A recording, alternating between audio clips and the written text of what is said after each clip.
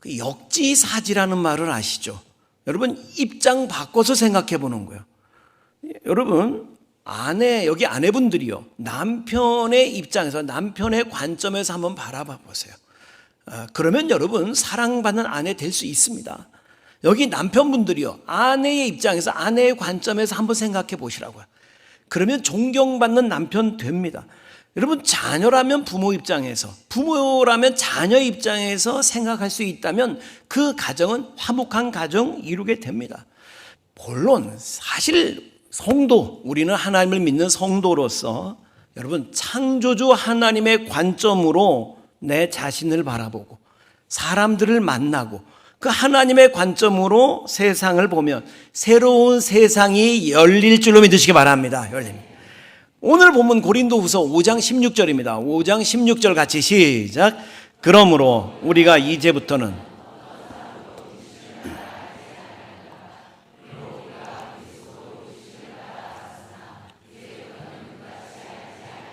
사도 바울의 고백이요.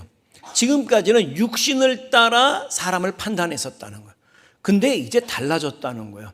이제는 그같이 알지 않는다는 거예요. 여러분, 크리스찬이 된다는 것은 관점이 바뀌는 것을 의미합니다.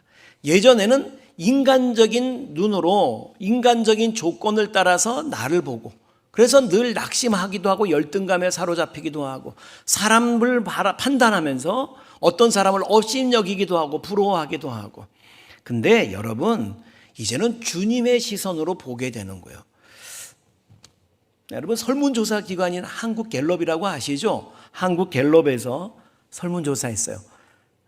당신은 당신의 외모에 대해서 만족하십니까? 물었어. 남자가 28%가 네라고 대답해서 만족합니다. 뭐 이 정도면. 여성은 이보다 높을까요? 낮을까요? 맞아요. 낮아요. 여러분, 자기를 생각합니까? 금방 나오지. 13%만 예라고 나왔어요. 근데 제가 이게 기독교 기관에서 똑같은 질문을 기독교인들을 대상으로 이렇게 물었어요. 그랬더니 교인들은 그 수치에 있어서 제가 그 데이터를 지금 찾을 수가 없었는데 현저하게 낮은 결과를 보여줬었어요. 아주 낮아요. 그러니까 좀 전에 여러분들 손 안 들었듯이, 그렇잖아요? 그러니까 이해를 못해서 손을 안 들었던지 간에 하여튼 간에 안 들었어요. 왜 일반인에 비해서 그리스도인들은 바꿀 수 있다면 바꾸겠다, 왜 그런 답변이 적게 나왔을까? 첫째, 아마 두 가지 정도 요인을 분석할 수 있겠어요. 자기 자신을 너무 모른다든지, 주제 파악을 못하고 있다든지, 아니면 하나님이 나를 어떻게 보시는가 하는 게 중요하지 사람이 나를 어떻게 보는 게 하는 게 뭐가 중요해? 하나님은 중심을 보시는데, 이렇게 생각했던지. 근데 여러분, 하나님이 사람은 뭐라고 하든지 간에 하나님은 중심을 보십니다. 할렐루야. 근데 하나님이 우리를 보면서 뭐라고 말씀하세요? 스바냐 3장 17절 말씀 잘 아시죠? 같이 시작.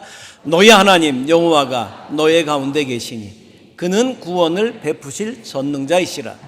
그가 너로 말미암아 기쁨을 이기지 못하시며 너를 잠잠히 사랑하시며 너로 말미암아 즐거이 부르며 기뻐하시라. 아멘. 사람들은 여러분을 보면서 뭐라고 하든지 하나님은 여러분으로 인하여 막 기쁨을 이기지 못하시며 어쩔 줄을 몰라 하시고 여러분을 사랑하시는 줄로 믿으시기 바랍니다. 여러분, 이 하나님의 시선으로 나를 바라보고 세상을 바라보면요, 기죽지 않습니다. 이사야 41장 10절 말씀 보세요. 이사야 41장 10절 시작.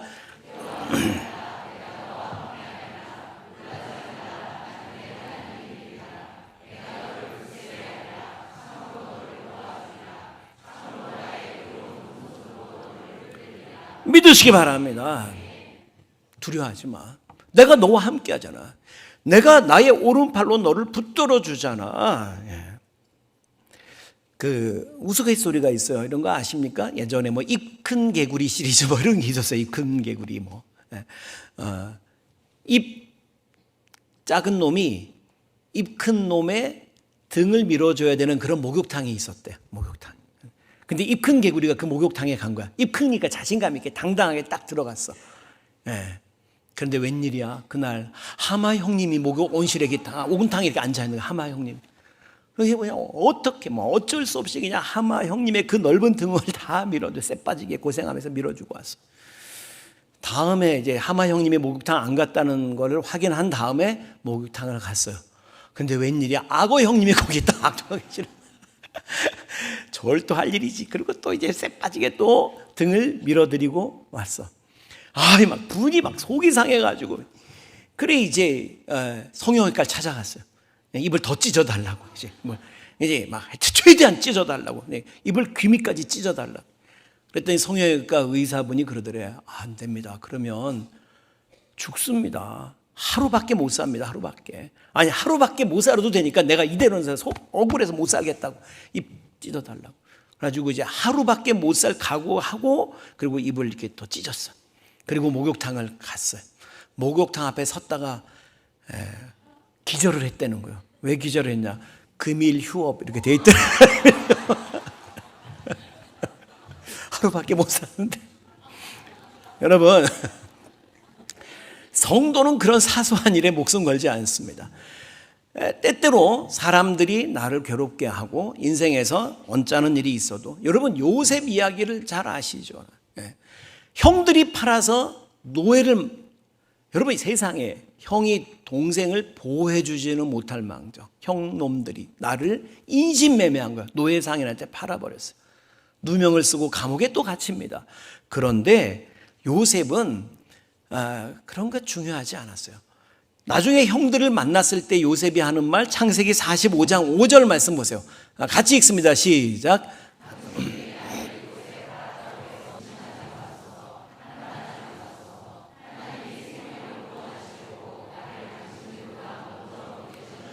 예, 당신들이 나를 지금 이곳에 팔았으므로 형들이 지금 이제 애굽의 총리가 된 요셉 앞에서 부들부들 이제 우리 죽었다고 떨고 있는데 두려워하지 마십시오. 요셉은 인간적인 눈으로 바라보지 않기로 작정한 거예요. 인간의 눈으로. 하나님의 시선을 갖기를 선택한 거예요. 하나님의 시선으로 보니까 형놈들이 팔아먹은 게 아니고 하나님께서 우리 가족의 생명을 구원하시려고, 나를 애굽의 총리 만드시려고 나를 보내신 거예요. 보내신 거. 할렐루야. 네, 보내신 거예요. 세상이 그러니까 달라지는 거예요. 달라지는 거예요. 여러분, 로마서 8장 28절이 여러분의 고백이 되기를 바랍니다. 로마서 8장 28절 같이 시작. 우리가 알거니와 하나님을 사랑하는 자, 곧 그의 뜻대로 부르심을 입은 자들에게는 모든 것이 합력하여 선을 이루는, 믿으시기 바랍니다. 어떤 일을 만나든지 우리를 사랑하시는 하나님, 우리를 기뻐하시는 하나님께서 우리의 삶의 모든 것을 해피엔딩으로 만들어 가신다. 여러분, 우리가 우리 자신이 어떤 존재인지를 잘 모르기 때문에 그냥 사람들에게 비춰지는 자기의 모습, 그 모습 속에서 열등감을 느끼기도 하고 막 자괴감을 느끼기도 하고 또 좌절하고 막 분노하고 그렇습니다. 우리가 우리 자신을 잘 몰라요. 옛날에 호랑이 담배 피던 시절에 어느 깡촌의 농부가 한양에, 이제 그 당시 수도였죠. 한양에 갈 일이 생긴 거예요. 그러니까 마누라가 부탁을 합니다. 여보, 한양장에 가면 없는 게 없이 다 있대. 가면은 나도 그 참빗이라는 것 좀 하나 좀 사다 주세요. 그런 거야. 참빗 알죠? 참빗. 근데 이 깡촌의 이 농부가 참빗을 몰라. 그거 어떻게 생긴 건데? 마침 하늘에 이렇게 반달이 이렇게 떠 있었어. 반달이. 저렇게 생긴 거예요. 저 달처럼 생긴 거예요. 참빗이. 그래 이제 이 농부가 걸어서 이제 한양까지 가는데 반달이 보름달이 돼 버렸어요. 그래서 장에 이제 가가지고 저렇게 생긴 거 달라고 그러려고 하늘을 봤더니 동그랗게 생긴 거야. 그래서 저렇게 생긴 게 어딨냐 이렇게 보니까 거울이 있는 거야. 거울. 옛날에 거울도 없었어요. 옛날에 거울도 없었는데, 야, 이거다. 그리고 이제 거울을 사가지고 집에 왔어. 그리고는 와보니까 아무도 집에 없는 거야. 다 외출하고. 그래서 농부가 방 한가운데다가 거울을 놓고 자기도 농사지러 나갔어. 그때 농부의 아내가 집에 돌아와가지고 보니까 방 한가운데 뭐가 놓여 있는 거예요. 난생 처음 거울이라는 걸 본 적이 없어요. 옛날에 거울 없었어요. 그래서 이렇게 딱 봤더니 어머머 세상에 어떤 웬 여자가 하나가 있는 거야. 이 양반이 어디 가가지고 세상에 어떤 여자를 하나 데리고 온 거야. 젊은 여자를. 아이고 못 살아 막 그러니까 울고불고 하니까 시어머니가 바깥에 있다가 웬 소란이냐. 아이고 이가 나가서 한양 가더니 세상에 어떤 여자를 하나 데리고 왔다고 예편네를. 할머니가 어디 있는데 저 속에 들어있다고 저 속에. 할머니가 거울을 딱 보고는 하는 말이 아니 왜 이게 데려오려면 젊은 여자를 데려오지 할망구를 데려왔다냐. 거울 속에 할망구가 들어있어. 할망구가 웬 할망구를 데려왔다냐. 그리고 막 난리를 치니까 이제 또 바깥에 있던 할아버지가 아니 왜 이렇게 소란해. 아니 이놈이 가가지고 한양 가서 할망구를 데려왔다고. 어디 있는데 저 소 속에 들어있다고. 할아버지가 딱 보더니 아버지 그러더래. 아버지 어디서 아버지 얼굴 뵀던 그 모습이 보이는 거야. 사람들이 자기를 모르는 거예요. 내가 나를 모르는 거예요. 내가 어떤 존재인지 하는 것을 모르는 거예요. 여러분, 저와 여러분을 가장 잘 아시는 분은 저와 여러분을 만드신 창조주 하나님이 가장 정확하게 알고 있는 줄로 믿으시기 바랍니다. 이사야 43장 1절 4절 여러분 하나님께서 말씀하십니다. 같이 있습니다. 시작.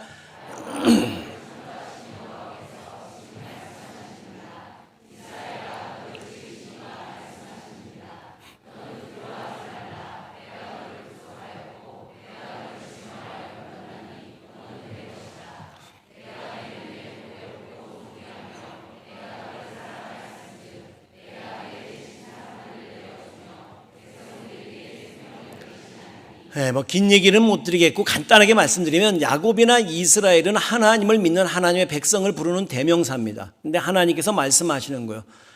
너를 지으신 이가 말씀한다. 너 두려워하지 마. 내가 너를 지명하여 불렀나니 넌 내 거야. 이 많은 사람들 가운데 하나님께서 특별히 여러분을 선택하셔서 하나님의 자녀 삼으신 줄 믿으시기 바랍니다. 넌 내 거야. 넌 내 거야. 내가 너를 내 눈에 네가 보배롭고 존귀해. 보배롭고 존귀한 존재야.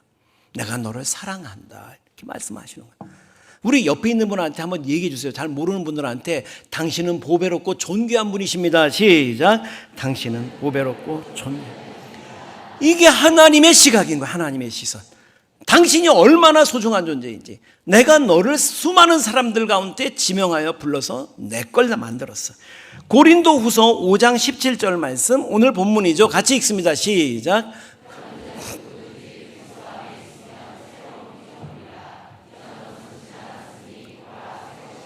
믿으시기 바랍니다. 여러분이 과거에 어떤 모습이었던지 상관없어요. 하나님께서 너를 지명하여 불렀대. 여러분 무술이 알죠? 옛날 사극에 보면 무술이라는 게 궁에서 일하는 제일 미천한 신분의 여성을 무술이라고 그래요. 무술이. 근데 그 무술이 왕이 지나가다가 무술이의 손을 꽉 잡았어. 그리고 침실로 끌어들였어. 그러면요 그 다음 날부터 무술의 신분이 확 바뀌어버리는 거다. 네, 바뀌어버리는 거예요. 여러분 하나님께서 창조주이신 하나님께서 저와 여러분의 손을 잡으신 거예요. 저와 여러분을 하나님의 자녀 삼은 줄로 믿으시기 바랍니다. 그날로 새로운 피조물이 됐다는 거예요. 새로운 신분이 됐다 그 말이에요. 여러분 자존감을 가지세요. 타잔이라고 하는 영화 다 보셨을 거예요. 어렸던 시절에 이렇게 본 기억이 있어요. 근데 이 원작 소설의 내용은 여러분 아세요? 이렇습니다. 그리스토크 경이 이제 아프리카로 부임하기 위해서 처자와 함께 가다가 풍랑을 만나서 표류하게 돼요. 그리고 부모님들은 다 돌아가십니다. 그리고 이 갓난 아기가 원숭이 카라라는 이름의 원숭이에 의해서 키워지죠. 네. 원숭이와 함께 원숭이처럼 원숭이가 하는 짓을 그대로 흉내내면서 자라가게 돼. 근데 이제 얼마큼 자라고 이제 자의식이 생길 무렵 이 원숭이 손에 자란 이 아이가 물에 비친 자기 모습을 보고 깊은 열등감에 빠지게 됩니다. 왜? 딴 놈들은 얼굴만 빼놓고 털이 온몸에 북실한데 자기는 뚜껑에만 털이 조금 있는 거야. 뚜껑에만. 이 모습을 보면서 나는 왜 이렇게 생겼냐 말이야.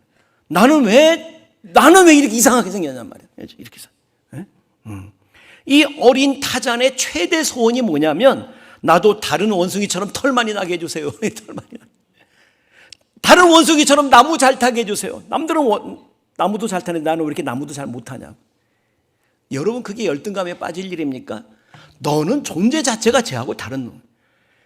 저 원숭이하고는 비교할 수 없이 고귀한 존재.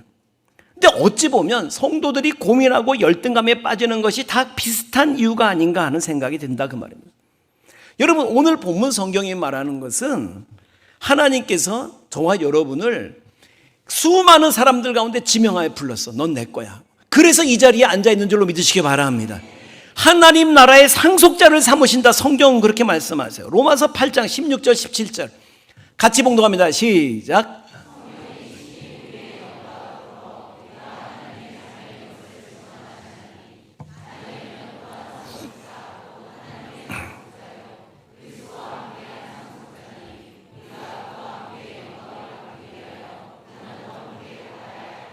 예, 하나님께 택함 받은 성도지만 때로 물론 고난도 있어요. 예수님도 고난을 당하셨는데 그러나 여러분 예수님의 고난 너머에 십자가 고난 너머에 부활의 영광 지극한 그 영광을 이루게 얻으신 것처럼 여러분 저와 여러분을 위해서 영광의 날이 예배되어 있는 줄로 믿으시기 바랍니다. 하나님 안에서 그것을 예배 두고 계신다. 아까 찬양이 큰 일을 행하신단 말이에요. 나는 못 느낄 때에도 나는 알지 못할 때에도 하나님은 지금 역사하고 계시는 것을 믿으시기 바랍니다.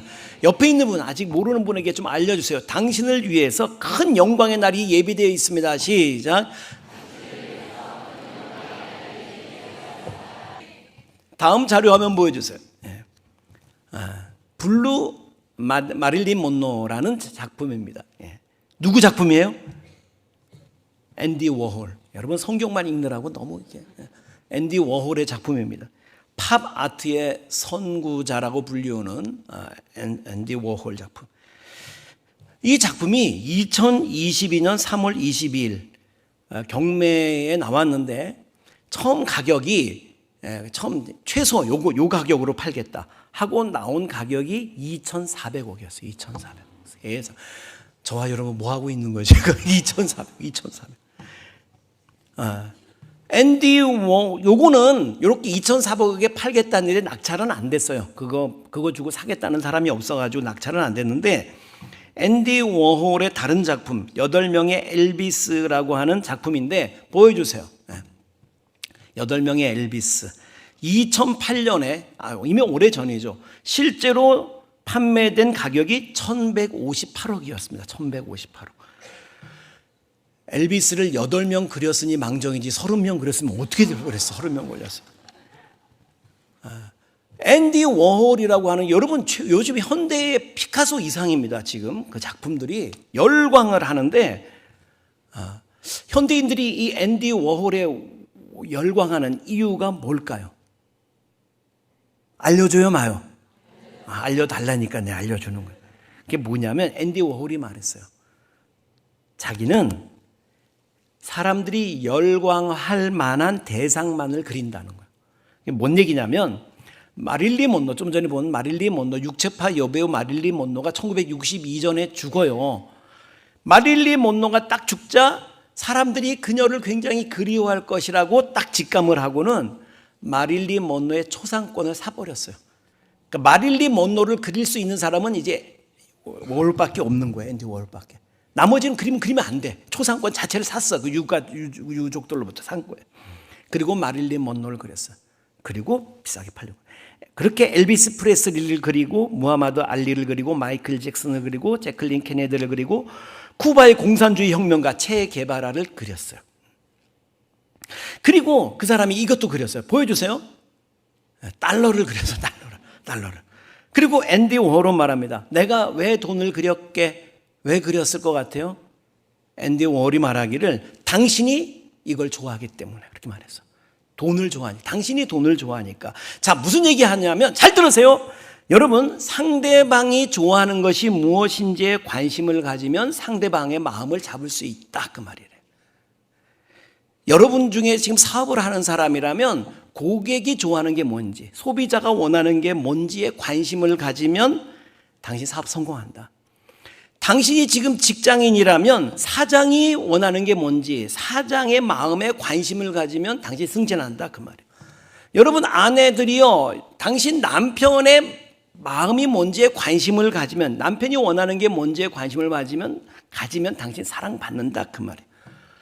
목사는 교인들이 원하는 게 뭔지를 알고 거기에 관심을 가지면 교회 부흥한다 그 말이에요. 근데 많은 사람들이 그렇게 못해요. 지금 여중에도 있어요. 자기 생각 속에 침 빠져 있는 거예요. 내 감정, 내 기분, 나한테만 오직 관심이 있는 거예요. 나에게만. 내 이익, 내가 편안한 것, 내가 잘 되는 것, 그저 나에게만 관심이 있어. 그래서 사랑받지 못하고 성공하지 못하고 여러분 그렇게 되는 거예요. 그리스도인으로서는 여러분 주님이 좋아하실 것이 무엇인지에 관심 갖게 되기를 축복합니다. 주님의 마음에 관심 가지라고. 네 기분이 중요한 게 아니고 네 생각이 중요한 게 아니고 주님의 마음은 무엇일까?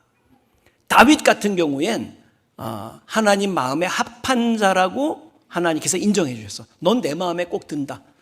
그리고 다윗은 이스라엘 최고의 성군이 되게 됩니다.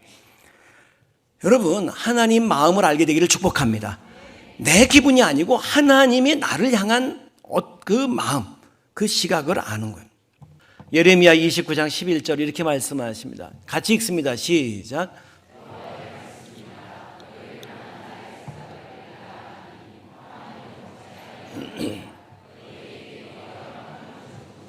네, 너희는 참 내 생각 모른다.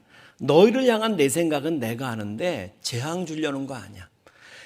노예로 팔려가고 심지어 누명을 쓰고 감옥에 갇혀도 아니야. 그 너머에 내가 너를 이집트 총리 만들려고 하는 좋은 계획을 가지고 있어. 내가 너의 미래를 열어주고 너에게 새 소망을 주려고 하고 있어 하는. 여러분 하나님의 저와 여러분을 향한 진심을 알게 되기를 축복합니다. 하나님, 내가 너를 지명하여 불러 난 넌 내 거야. 내가 너를 잠잠히 사랑하고 너를 인하여 기쁨을 이기지 내가 못한단다. 그 주님의 눈으로 나를 바라보면 여러분 세상이 더 이상 두렵지 않은 거예요. 그 눈으로 사람을 바라보면 모든 사람을 기꺼이 사랑해낼 수 있어요. 그 눈으로 세상을 바라보고 내일을 바라보면 소망이 생기는 거예요. 여러분 밤하늘이 무슨 색깔이에요? 밤하늘이 아이들 보고 밤하늘 그리라고 하면 새카맣게 칠해요. 근데요 사진 작가들이 밤하늘을 찍을 때 조리개를 피고 넓혀놓고 셔터 속도를 한 10초 이상 이렇게 주면은요 밤하늘이 까맣지 않은 걸 알게 돼요. 밤하늘도 파랗게 빛납니다. 보여주세요. 밤하늘도 파랗게 한 20초 하면 더 밝게 빛나요. 더 아름답게 더. 여러분 우리가 인생을 살다가 실직을 당하거나 사업을 하다가 파산을 당하거나 대학 진학해서 낙방을 하거나 암 선고를 받거나 그러면 세상이 캄캄하게 느껴집니다. 그러나 여러분 그런 상황 속에서도 전능하신 하나님, 능히 하지 못하실 일이 없으신 하나님, 그분을 한 20초만 바라볼 수 있다면 정말 믿음의 눈을 가지고 네 삶의 모든 것을 합력하여 선을 이루어 가실 그 하나님, 지명하여 불러서 넌 내 거야, 내가 너희를 위해서 새 일을 준비하고 있단다 말씀하시는 그 주님을 바라볼 수 있으면 인생의 밤하늘의 색깔이 바뀔 줄로 믿습니다. 캄캄하지만은 아는 걸 알게 돼요. 제 간증 수없는 간증. 저도 인생 그냥 내려놓으려고 했던 순간들이 있었다니까요. 근데 아니요, 오히려 하나님이 그것까지 합력하여 선을 이루어 가시고 여러분 밤이 지나고 광명한 아침을 예배해 주시는 줄로 믿으시기 바랍니다. 로마서 8장 18절 마지막으로 읽고 마치겠습니다. 같이 시작. 생각하건대 현재의 고난은 장차 우리에게 나타날 영광과 비교할 수 없다. 할렐루야. 오늘 여러분을 위해서 주님께서 현재의 고난과 좋게 비교할 수 없는 영광으로 예배해 두고 계십니다. 하나님 굳게 붙잡으세요. 주님이 내민 손 굳게 붙잡으세요. 지금 마음 문 밖에서 두드리시는 주님께 마음을 활짝 열어드리세요. 내 생각 속에 너무 빠져 있지 말고 주님의 생각을 읽기를 사모하세요. 나를 향한 주님의 관심, 주님의 시선으로 나를 바라보고 세상을 바라보고 그 주님께서 예배해 주신 그 사랑과 그 은혜에 나를 위해 바라보면서 넉넉히 오늘을 기쁨과 감사로 살아내시는 여러분 모두가 되시기를 주름으로 축원합니다.